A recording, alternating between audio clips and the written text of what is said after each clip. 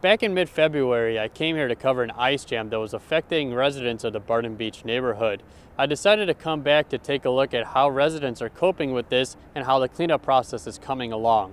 Ice jams are not a common occurrence here in the state of Indiana, so to understand how they develop, I went to interview Professor Bowling, who is an associate professor in the Department of Agronomy.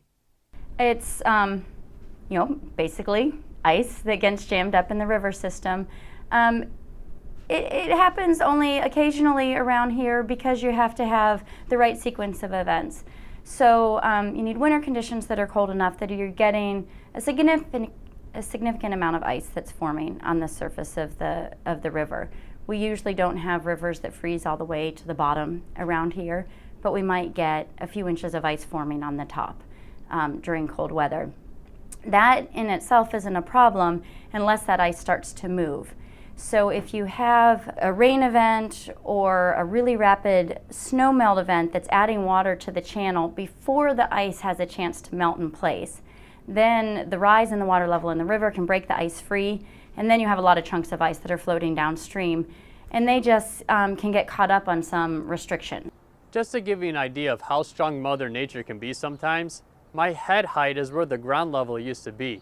I'm standing about 6 feet below ground level right now, just to show you how strong the water currents were just eroding all this foundation.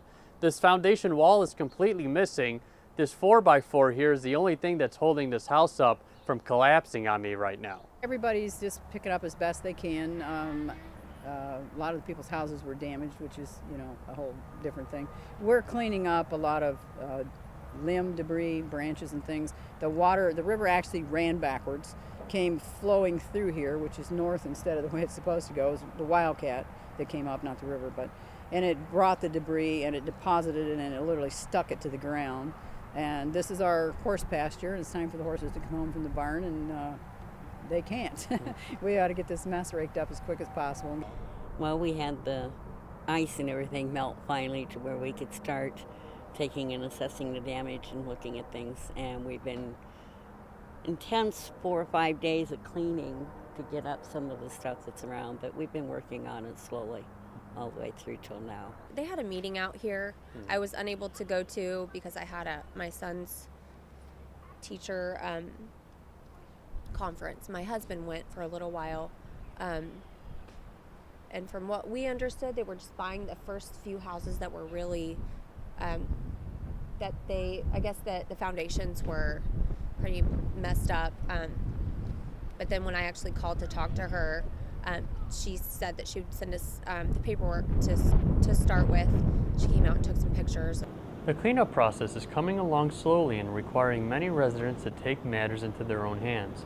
To see what the county is doing for this community, I went to visit Lori Wilson, who's a grant administrator for Tippecanoe County. The kinds of things that I do to help people after they've been flooded is to help get grants through FEMA and Indiana Department of Homeland Security. And those grants we use to purchase the home and then demolish it, and then the ground is left in as much of a natural state as we can make it. It can never be built on again.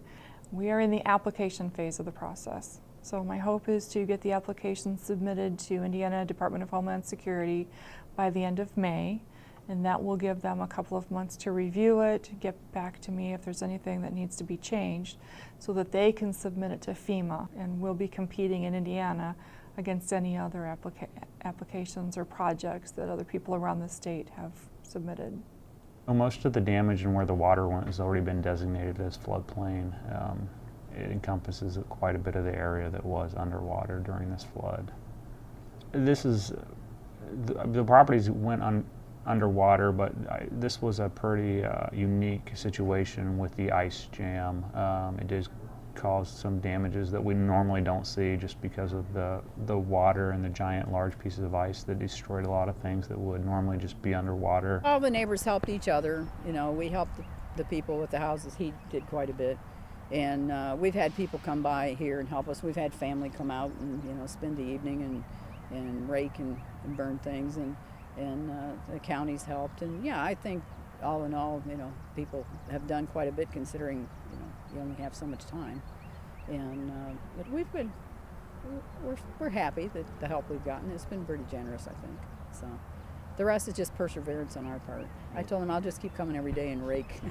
And so what else can I do? He's going to fix fence, I'm going to rake.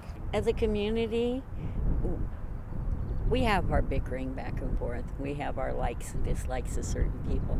But when an incident like this happens, we stick together. We band together. We're all here for each other.